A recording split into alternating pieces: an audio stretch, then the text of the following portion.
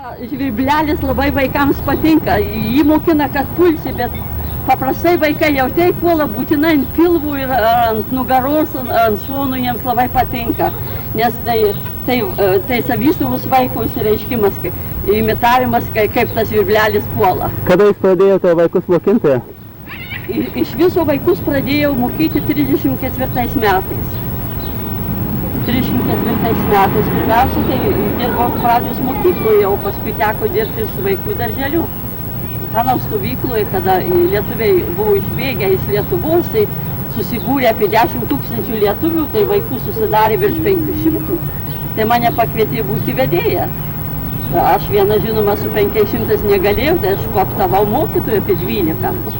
Ir buvom pasiskirstę į 12 grupių, beveik po didelį būrį vaikų.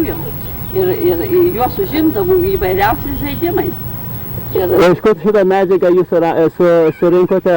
Šitą įvairių žaidimai tai yra parinkti iš mano, reiškia, darbų Lietuvoje įvairiuose mokyklose. Paskui būnant Vokietijoje, tai kai kurie mano vaikai lankydavo vaikų darželį ir man patiko kai kurie žaidimai, tai aš pati išverčiau, pavyzdžiui, kiškelį tupėjo. Yra vokiška melodija, bet, reiškia, žodžius išverčiau, nes labai man patiko. Kai kurių tai visiškai, kai kuriuos net pati esu sugalvojus.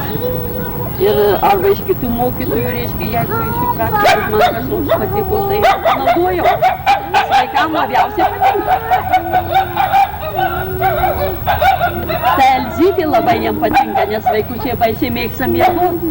Ir kai mama juos kelia iš miegų, tai jie nelabai nori, tai čia labai jiems gera pedagoginė pamoka, reiškia, kad reiškia kelkis, ne tik tai, kad vyk į mokyklą susivėlus, bet apsipraus, plaukučius sušišukuok, maldelę tą susėmus rankutim, reiškia, pakalbėk ir tada tik į mokyklėlę. O kai vaikai reaguodavo į jūsų žaidimus? Nepaprastai vaikai taip jau mėgdavo, nes tie žaidimai yra labai paprasti, trumpi labai, tie visi, reiškia, vardai, kiškelis, paukštelis, ir mokyklėlė, ir siūlas yra jiems jau žinomi dėl to, kad jie mato savo aplinkumoje. Ypatingai, kai siūlai susibykit žaisdavom, tai labiausiai vaikai norėdavo į patį galą, kadangi, kad pirmutinis, kai veda, o pirmutinis norėdavo kuo greičiausiai vesti, kad paskutiniai visi išgriūtų, o tiem išgriūti buvo didelis malonumas. Ar jūs Amerikoje irgi mokinote vaikus? Taip, Amerikoje ir tam Drezdene, tai įkūriau patį pirmąjį iš viso, reiškia, pabėgėlių vaikų darželį. Paskui įvairiuose stovyklose teko man vadovauti vaikų darželiui ir ne tik tai Vokietijoje, bet ir čia Amerikoje atvykus dirbau su pradžios mokyklos mokiniais ir su vaikų darželiu. Ir tokią laimę turėjau, kad mokyklų vedėjai visuomet mane kviesdavo visus rengimus, nes